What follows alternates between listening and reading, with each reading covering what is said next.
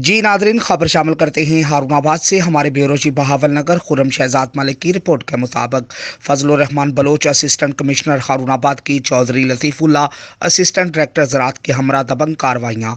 Fazlur Rehman Baloch assistant commissioner Harunabad ने Chaudhry Latifullah assistant director ज़राअत के हमरा कार्रवाई करते हुए महंगी खाद फरोख्त करने वालों के खिलाफ क्रैकडाउन किया।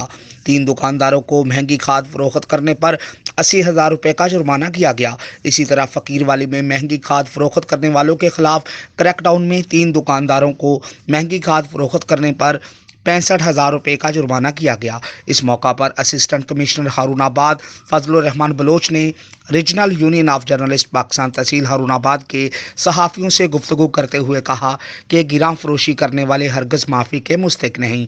ऐसे अनासर के खिलाफ कानूनी कार्रवाई का अमल जारी रहेगा।